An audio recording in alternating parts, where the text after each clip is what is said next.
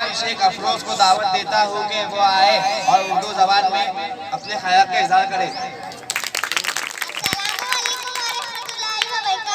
मेरा नाम जुबैर है। मैं जमात शहरों में तालीम हूँ। मैं आज 26 जनवरी के एक जलसे में एक तकरीर पेश करना चाहती हूँ। हम अपनी सांस तेरे नाम करते हैं, हम अपनी सांस तेरे नाम करते हैं, ऐ वतन हम तेरी अज़मत को सलाम करते हैं। सदर मालिक, मेहमान खसूसी, असातिज़ा इकराम और मेरे प्यारे साथियों, अस्सलाम वालेकुम। आज के दिन की अहमियत में हम सब 73वां यौम जमहूरिया मना रहे हैं। 26 जनवरी का दिन हमारे हिंदुस्तान में कौमी त्योहार के तौर पर मनाया जाता है। आज सभी को पता ही होगा कि हमारा मुल्क 15 अगस्त 1947 को अंग्रेजों की गुलामी से आज़ाद हुआ।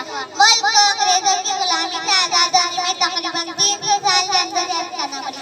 आज़ादी की जद्दोजहद में बेशुमार मुजाहिदीन ने अपनी जान कुर्बान की। इस तरह मुसलसल जद्दोजहद के बाद हमारा मुल्क 15 अगस्त 1947 को आज़ाद हुआ। अब हमारा मुल्क आज़ाद हो गया है, लेकिन हमारे रहनुमाओं के सामने सबसे बड़ा मसला था हमारा खुद का कानून, क्योंकि जो अंग्रेजों का कानून था वो हमारे अंदर नफरत पैदा करने वाला कानून था, हमें बांटने वाला कानून था।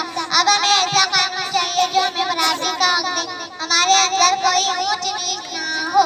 एक हो जाए तो बन सकते हैं खुर्शीद व मुबीन, एक हो जाए तो बन सकते हैं खुर्शीद व मुबीन, वरना इनके घरे हुए तारों से क्या बात बने। इसीलिए एक दस्तूर साज कमेटी बनाई गई। इस कमेटी में कुल 299 अरकान शामिल थे। डॉक्टर भीमराव अम्बेडकर इस कमेटी के सरदार मुंतखब किए गए।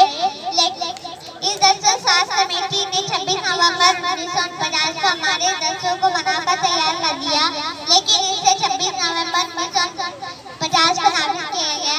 तब से लेकर आज तक हम 26 जनवरी को बतौर यौम जमहूरिया मनाते हैं। अब हमारा मुल्क आज़ाद भी है और हमारे मुल्क का खुद का कानून भी है, लेकिन आज भी हमारे मुल्क को करप्शन, जात पात, भेदभाव जैसी कई मिसाइल से दो चार होना पड़ता है।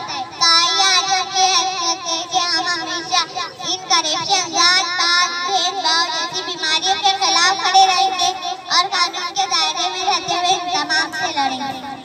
न पूछो ज़माने को क्या हमारी कहानी है, न पूछो ज़माने को क्या हमारी कहानी है, हमारी कहानी तो सिर्फ एक